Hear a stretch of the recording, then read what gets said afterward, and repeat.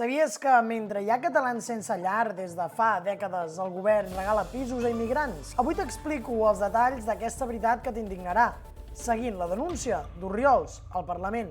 Avui també repassarem el model Meloni del repartiment d'immigrants il·legals i de la saturació que pateixen els centres de menors. Veurem per què aquesta situació es repeteix i no t'ho creuràs. I et recomano que et quedis fins al final perquè t'ensenyo un vídeo que he trobat on es demostra el regal de pisos a immigrants per sobre dels autòctons. Increïble, oi? Comencem. Sílvia Orriols d'Aliança Catalana va intervenir al Parlament per denunciar que el govern català prioritza immigrants sense llar en lloc dels catalans. Segons ella, durant dècades hi ha hagut catalans dormint al ras per problemes econòmics i mai s'ha legislat per ajudar-los. Ara que tenim a centenars d'immigrants al carrer, volem regalar pisos. Quan vostès diuen sense llar, què volen dir? Sense llar o immigrant il·legal? Perquè Aliança Catalana no vol ningú dormint ni malvivint als carrers, però depenent de la tipologia de l'afectat hi ha dues solucions: ajudar-lo a prosperar o tornar-lo al país del que ha eixit de manera irregular perquè puguin ajudar-lo a prosperar el seu govern o el seu monarca. Aquest discurs ha generat un debat intens sobre immigració i recursos socials a Catalunya i, sobretot, a qui van destinats. Des de X Catalunya hem volgut donar i he posat dades sobre la taula i hem vist que el problema va més enllà i que això només és el començament. Sabíeu, per exemple, que a Barcelona hi ha milers de persones sense llar i moltes d'elles són immigrants? I el que passa amb els menors no acompanyats t'ho explico aviat, però primer deixa'm posar xifres. Molt ràpidament i ens posem en context. La situació de les persones sense llars, evidentment, que és crítica. L'any 2024 hi havia a Barcelona aproximadament unes 1.500 persones vivint directament al carrer. Aquestes xifres han anat pujant i baixant en el temps, però el que sí que sabem és que moltes d'aquestes persones són estrangeres. Segons dades recents, el 40% de les persones sense llar a Barcelona són immigrants, moltes de les quals estan a Catalunya i han arribat al país en una situació irregular. Orriols critica que les polítiques que s'han anat desenvolupant per al sensellarisme no són suficients pels catalans i que els immigrants sense llar reben prioritat, cosa que genera una tensió social creixent.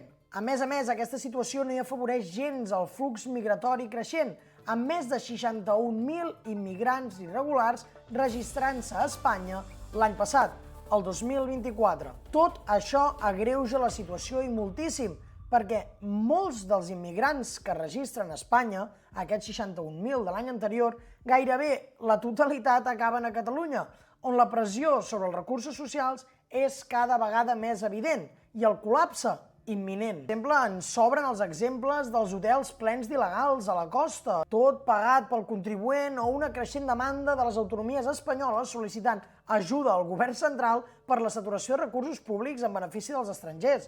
Les autonomies no fan més que demanar ajuda i ajuda i ajuda perquè la saturació dels centres de menors o els centres d'acollida d'immigrants cada vegada és més evident. Però ens preguntem, davant d'aquesta allau migratòria sense precedents i amb els serveis públics absolutament col·lapsats o a punt d'estar col·lapsats, perquè està molt bé la cantarella del volem acollir, però a quin preu? I sobretot, en quines condicions?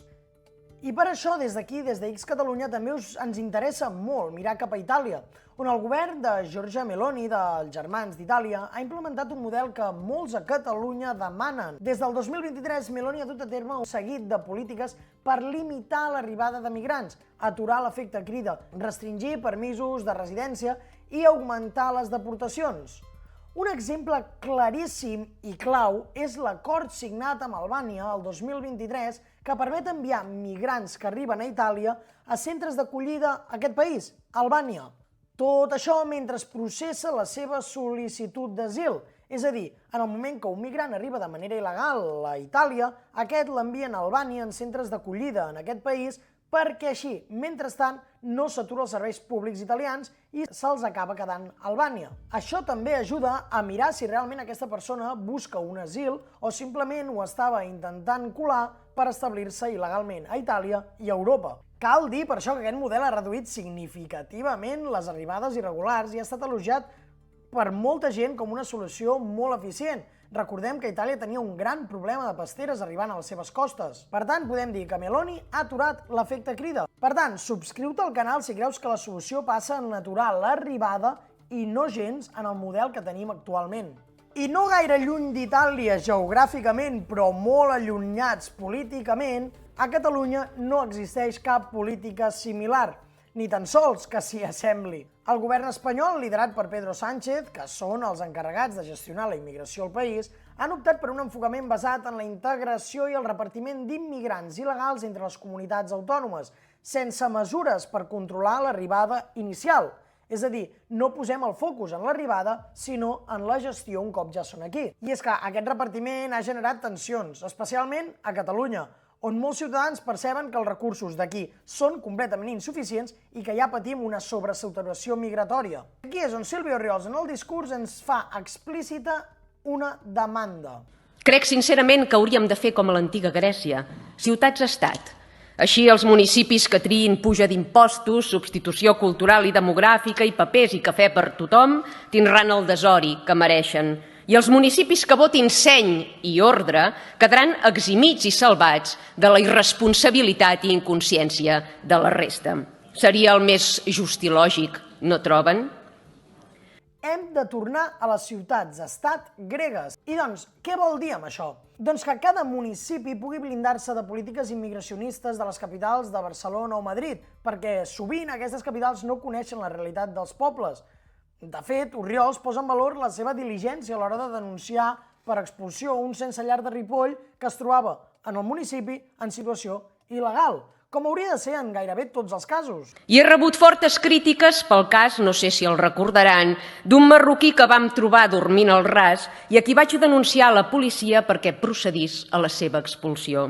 I és que el repartiment d'immigrants il·legals per Espanya ha estat un tema que afecta directament els municipis, perquè des del 2020 el govern espanyol ha intentat distribuir els migrants entre les comunitats autònomes, però aquesta política ha estat criticada per la manca de recursos que acompanyen el món local, qui són els principals afectats per la distribució, ja sigui per problemes d'espai, per convivència o sobretot per problemes de seguretat. Els ens locals, infrafinançats, sense recursos, han de pagar els seus efectes crida immigratoris? Han d'assumir la seva pèssima gestió i previsió en aquest àmbit? Vostès generen el problema i els ajuntaments l'hem de resoldre? Què hem de fer als municipis on no tenim pisos de lloguer ni pel nostre jovent? Tancar pavellons i obrir albergs per encabir-hi els extutelats que vostès abandonen?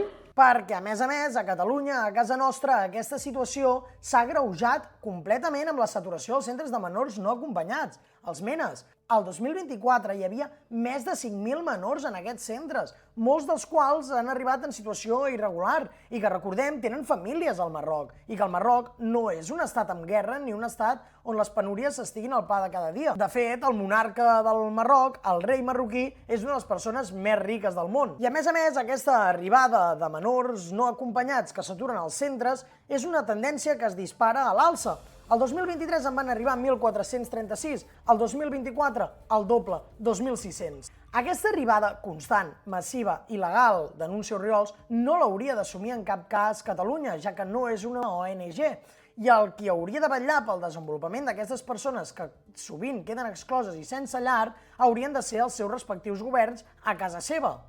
Catalunya no és una ONG, és la nació dels catalans. Com a batllessa de Ripoll he intentat ajudar els ciutadans que per raons diverses s'han quedat al carrer.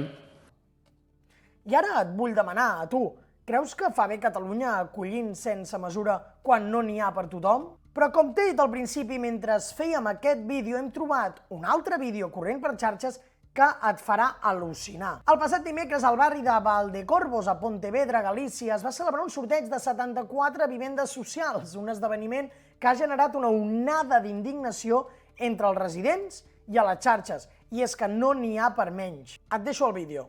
Es una vergüenza, una puta vergüenza. Todo para los de fuera, todo para los de fuera. Esperando por un piso 30 años. Y todo, Mohamed, todo para los de fuera, tío. Es una vergüenza. ¿Para qué hacemos una inscripción en los pisos? ¿Para qué? ¿Para qué? Si se lo dais todos a los de fuera, hombre. Vergüenza. nada, todos para adentro.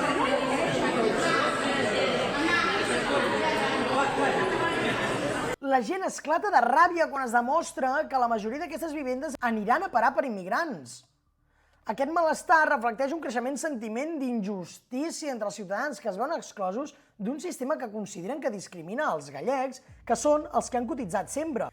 Hem de dir que aquestes vivendes, que van de 2 a 4 dormitoris, s'adjudicaran a persones que compleixin uns requisits específics, com per exemple no ser propietaris d'altres immobles, residir o treballar a Pontevedra.